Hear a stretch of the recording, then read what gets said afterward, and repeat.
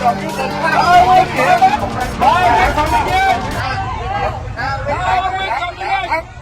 Minh Chính gửi cho Phạm Minh Chính về quốc nội. Now we coming in. Now we coming in. Now we coming in. Thưa quý vị, bây giờ là 2 giờ 30 chiều thứ ba ngày 17 tháng 5 năm 2022. Vũ Nhân đã có mặt trước cổng vào của văn phòng chính của công ty Intel. Đây là một hãng điện tử lớn nổi tiếng của Mỹ, nằm ở thung lũng Silicon ở miền Bắc của bang California. Theo như lịch trình, hôm nay ngày 17 tháng 5 là ngày sinh hoạt cuối cùng của chuyến viếng thăm nước Mỹ của Thủ tướng nước Cộng hòa xã hội chủ nghĩa Việt Nam, ông Phạm Minh Chính ở thành phố San Francisco, là điểm cuối cùng của chuyến viếng thăm này. Những người biểu tình từ các nơi về, từ miền Nam California, miền Bắc California, Sacramento, Stockton và các nơi về tại San Francisco để biểu tình. Và lịch trình biểu tình của người Việt tị nạn Cộng sản tại Bắc Cali gồm 2 nơi. Nơi thứ nhất là 500 đường Washington, nơi ông Phạm Minh Chính sẽ tiếp xúc với các thành viên được mời tham dự. Và nơi thứ hai là tại 1700 đường California, nơi lãnh sự quán của nước Cộng hòa xã hội chủ nghĩa Việt Nam. Thưa quý vị, trong lúc đang biểu tình ở số 1700 đường California thì phái đoàn của Bắc California đã nhận được một tin mật báo là phái đoàn của ông Phạm Minh Chính sẽ đến thăm công ty Intel. Phái đoàn của Bắc California đã tách đoàn biểu tình và đi thẳng về công ty Intel. Và thưa quý vị, lúc 2 giờ 30 phái đoàn biểu tình đã bao vây cổng chính của công ty Intel.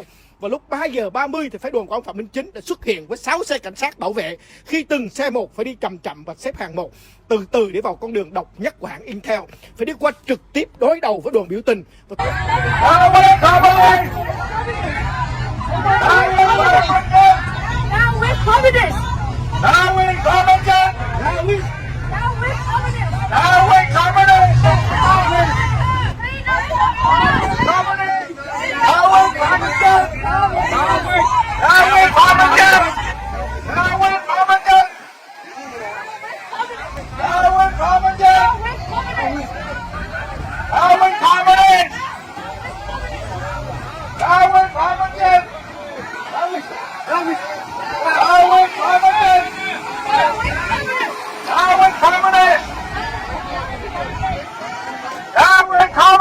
Thưa quý vị, đúng như chương trình thì phái đoàn của Thủ tướng nước Cộng hòa xã hội chủ nghĩa Việt Nam, ông Phạm Minh Chính, được tiếp đón và đi vào cổng chính, cửa chính của công ty Intel.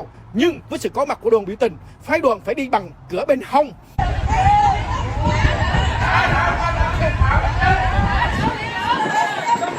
Now we coming in. Now we coming in. Now we coming in. Phạm Minh Chính go to rear door. Phạm Minh Chính go to back door. Not the right, not the main door. Where are you? Now we coming in. Now we coming in. Now we coming in.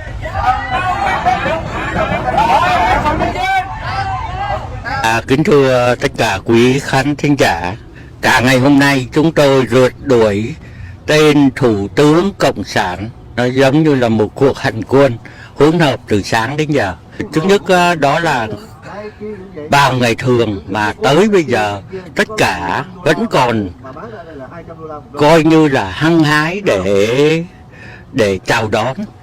Chào đón. Phải nói đây là một cuộc biểu tình đầy kịch tính, có thể nói là tìm mồi bắt bóng, tìm bóng bắt mồi. Nhưng mà thực tế đây là một điều mà chúng tôi đã hết sức can đảm để có thể theo dõi tất cả những bước đi của tên Thủ tướng Phạm Minh Chính. Phạm Minh Chính nó đang ở 2200 ở Mission College. Thì bây giờ chúng ta đã thương lượng với anh lái xe là anh sẽ đưa mình tới đó.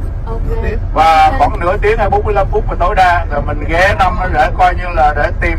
Sáng như đã trốn rồi thì mình tới mình tìm qua tới tại sao mày trốn. Bởi vì chúng tôi đây là cái cuộc biểu tình này là cái cuộc tình mà chúng tôi di động như là một cái cuộc chiến mà chúng tôi đang đánh ở chỗ này, mà chúng tôi rời sang chỗ địa điểm khác ngay tức khắc để tiêu diệt địch ở cái địa điểm khác. Về đây của chúng tôi đang ở San Francisco, chúng tôi tìm mọi cách để chúng tôi di chuyển về đây để rồi nỗ lực về đây để biểu tình. Có thể nói là một cuộc rượt đuổi rất là hào hứng, vì chúng tôi là những người tị nạn Cộng sản Việt Nam đã có mặt từ đó là ở cái số 500 Washington cho đến là cái chỗ 1700 mà đường California, và cho tới bây giờ chúng tôi đang có mặt tại đây truy đuổi theo là Phạm Minh Chính để có thể bày tỏ sự phản đối một cách mãnh liệt. Phải nói cái chuyến biểu tình ngày hôm nay rất là gọi là gay cấn. So I heard Vietnamese Prime Minister will come here. I used to work for Intel. got 30 years. From 186 to duopoly already. Come retired. So I want welcome him. So he come here, yeah? Vietnamese Prime Minister. There will be somebody from Vietnam coming. Yeah. Jun, what's your name? Ha. I would request for human rights in Vietnam. So I want this much human rights in Vietnam. So I want to explain. Oh, okay. So you want to convey that to him? Yeah, that's in there. Okay. You just like me? Sure. Great. Yeah, that'd be great. Thank you. Đông ASEAN thì chua ồn. Ngay gần như là mà như đi tìm giặc á. Rất là thành công, nói chung là rất là có hiệu quả. Ít nhất là những cái cơ quan mà thương mại ở đây giống như là đại công ty Intel, nhân viên và tất cả mọi người đã nhìn thấy cái thái độ cũng như cái lập trường của những người Việt Nam chúng ta hải ngoại. Anh đi nhiều cuộc biểu tình, anh có thấy cuộc biểu tình này, cuộc biểu tình này không? Dạ, đây là một cuộc biểu tình rất là đặc biệt mà những anh em cựu quân nhân chúng tôi nói là chúng tôi đã có một cái cuộc đột kích để mà tên Phạm Minh Chính phải đi đòn cửa sau. Đó là một cái điều mà tôi thấy rất là đặc biệt trong cái cuộc biểu tình ngày hôm nay. Phạm Minh Chính đã không đủ can đảm chui cửa sau. Điều đó Phạm Minh Chính sợ đoàn biểu tình, sợ chính nghĩa. Và chúng ta, đoàn biểu tình, người Việt tị nạn cộng sản đã thắng Phạm Minh Chính. Gửi cho Phạm Minh Chính về quốc nội. Hãy can đảm thả tất cả tù nhân chính trị, thả tất cả những tù nhân lương tâm, trả lại tài sản đồng bào. Vũ Nhân tường trình ra truyền hình SBTN từ miền Bắc, từ bang California.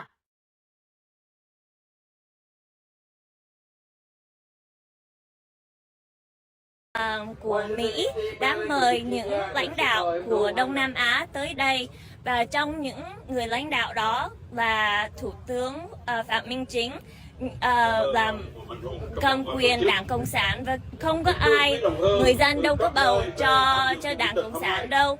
Họ đã nắm quyền từ lâu lắm và không có cơ hội để những người dân lên tiếng nói những cái ý nguyện của mình để đóng góp cho đất nước, quê hương. Và nếu họ có đóng góp thì họ lại bị tù đầy.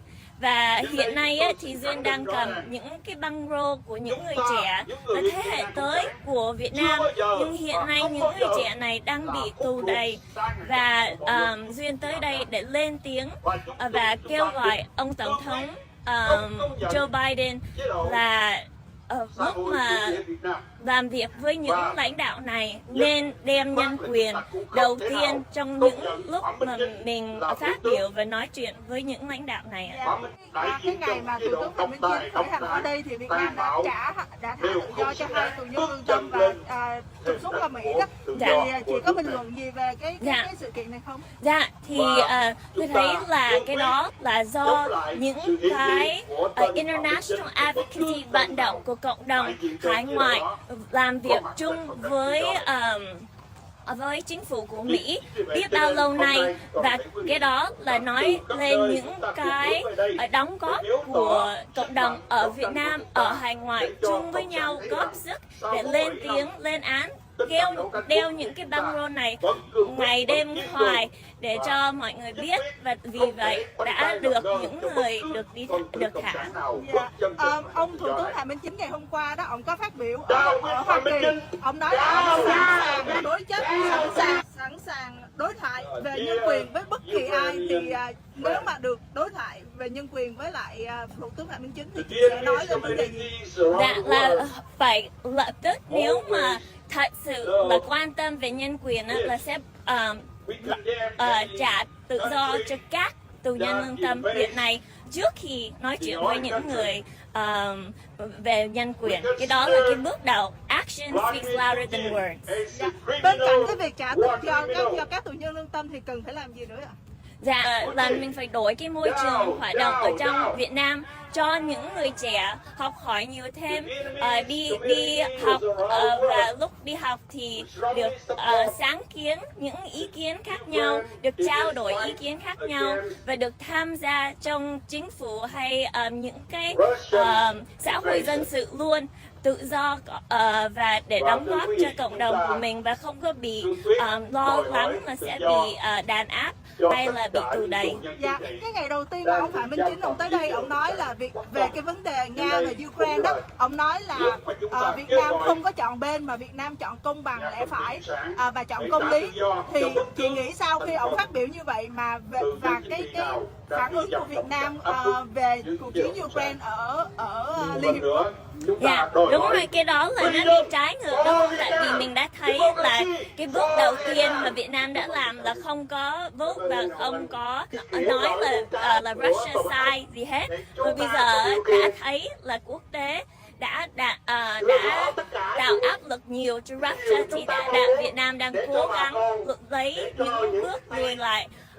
Duyên cũng nghe là Việt Nam muốn hỗ trợ Ukraine mà chỉ 500.000 hay gì đó thôi, rất ít. Cái đó là một cái chỉ like symbolism mà nó cũng không có một cái actionable. Và mình muốn kêu gọi là Việt Nam phải đứng với những cộng đồng Ukraine giống như hôm nay.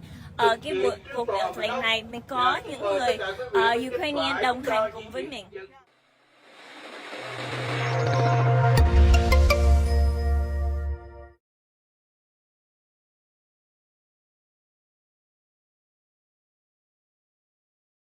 Mình mà thấy đồng hương chúng ta họp mặt rất đông, rất nhiều cái cộng đồng, rất nhiều đảng phái và hội đoàn tới đây cùng nhau để nói lên tiếng nói duy nhất chúng tôi thôi là hỗ trợ và đoàn kết cho công cuộc đấu tranh cho đất nước. 47 năm đã trôi qua rồi và chúng ta lưu khai ngoại chúng ta rất thành công. Chúng ta đã có những thống đốc ở Úc, có thượng nghị sĩ ở Canada, thứ trưởng Hoa Kỳ, phó thủ tướng ở Đức và rất những nhà khoa học nổi tiếng, khoa học gia, chuyên gia cũng có nữa, bác sĩ kỹ sư. Chúng ta một chất xám rất mạnh hải ngoại, một siêu quốc gia, nhưng mà cái điều quan trọng 47 năm qua chúng ta vẫn nhớ về quê hương và những giới trẻ vẫn hậu vệ Việt Nam vẫn nhớ về quê hương. Do đó ngày hôm nay trước cái hành động của Thủ tướng Cộng sản qua đây, chúng ta muốn nói một điều duy nhất: người Việt hải ngoại là người yêu chuộng tự do và luôn luôn khát vọng cao khát cho dân chủ, dân quyền, nhân quyền. Những hành động đàn áp tôn giáo, những hành động bắt bỏ những bất đồng chính kiến, những nhà báo Phạm Thúy Dũng, Phạm Đoan Trang là những điều chúng ta không thể chấp nhận được. Và hành động mà bên tham nhũng đã dùng cái Covid để làm lợi cá nhân, chúng ta cũng không chấp nhận được. Do đó hôm nay á, Thủ tướng Cộng sản sẽ chứng kiến tận mắt sức mạnh của người Việt hải ngoại. Và hôm nay cũng nhờ đài AFA cũng như trên Facebook để stream về Việt Nam để cho biết rằng người Việt hải ngoại vẫn luôn luôn nhớ về quê hương và luôn luôn đồng hành với người trong nước để tranh đấu tự do dân chủ, từ Formosa, từ vấn đề dân oan, từ vấn đề tiếng nói tự do của các nhà báo độc lập và những nhà tôn giáo. Thì hôm nay là ngày rất là mừng và ngày mà khí thế Việt Nam rất là nhiều. Quý vị thấy tất cả mọi nơi chúng tôi bay từ Cali, các tiểu bang không về đây nữa. Một lát nữa lúc 1 giờ là có một cuộc biểu tình nữa ở Freedom Plaza của cộng đồng người quốc gia Liên Hoa Kỳ. Và tôi rất vui mừng vì thấy rằng khí thế rất mạnh mẽ và giới trẻ đã tham gia ngày hôm nay rất là đông. Và tương lai Việt Nam sẽ rất là soi sáng vì chúng ta nghĩ rằng Việt Nam lửa thiên trên toàn là sẽ soi toàn thế giới. Và ngày hôm nay đó không bao giờ mặt trời lặn với người Việt Nam, vì Việt Nam chúng ta có nơi trên thế giới. Và với lực lượng như vậy, khi trong nước người dân đã biết quyền tự quyết, biết thế nào là tự do dân chủ, biết thế nào là vận mệnh mình tự quyết đoạt của mình, khi họ đứng lên thì thế giới chúng ta sẽ ủng hộ và một ngày không xa chúng ta sẽ trở về trên đất nước Việt Nam thanh bình và tự do, và ngày đó sẽ không xa. Mai này chúng ta sẽ về Việt Nam, mai này chúng ta sẽ về Việt Nam, mai này chúng ta sẽ về Việt Nam. Hôm qua đó thì ông Phạm Minh Chính ông có nói là ông sẵn sàng đối thoại với bất kỳ ai về vấn đề nhân quyền ở Việt Nam. Thì nếu có cơ hội ông là người đối thoại thì ông sẽ chất vấn với Phạm Minh Chính về điều gì về nhân quyền Việt Nam? Vâng, quý vị thấy này, theo phóng viên không biên giới, theo Human Rights Watch, theo State Department, những cái thống kê thấy Việt Nam là nước tồi tệ nhất về nhân quyền. đứng một thứ 174 trên 180. Và đối với nhà báo, Việt Nam đã có bắt giữ 41 nhà báo lớn nhất trên thế giới, hơn ở Trung Cộng, hơn ở Ấn Độ. Và hiện giờ có trên 100 người bị giam cầm vì đối kháng với nhà nước. Những bằng chứng như vậy, chúng ta đã có những cái cơ quan quốc tế nói vậy. Ông trả lời thế nào? Và chùa Liên Trì đã bị đập phá, không có trả lại. Những cái cơ sở tôn giáo Hòa Hảo và Cao Đài đã bị sách nhiễu và cũng là hành hung nữa. Thì chúng ta không thể nào mà, ông không thể nào mà chối cãi những hành động đó. Và chúng tôi sẵn sàng đối chất bất cứ lúc nào, bất cứ nơi nào về những hành vi vi phạm nhân quyền, dân quyền và tự do tôn giáo tại Việt Nam. Ông có thể bình luận gì về cái phản ứng của Việt Nam về cái cuộc chiến tranh Nga và Ukraine không ạ? Việt Nam cũng vậy, trong khi thế giới là lên án về Nga, về Ukraine và bỏ phiếu 2 lần ở Đại Liên Hợp Quốc, thì Việt Nam bỏ phiếu trắng 2 lần là vì họ đã bị áp lực của Nga Xô.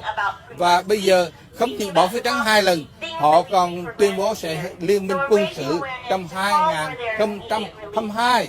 Trong khi thế giới đang lên án Nga Xô về Ukraine, thì Việt Nam bắt tay với Nga Xô để là lầm lơ Ukraine, trong khi họ có nói một câu phút đuôi tôn trọng quyền tự quyết của mỗi dân tộc.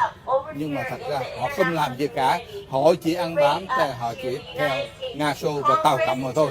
Thành Việt Nam là một nước tôi nghĩ rất là, tôi không muốn nói chữ mà rất là yếu kém và không dám đứng lên trên đôi chân của mình, và luôn luôn chịu thua ảnh hưởng của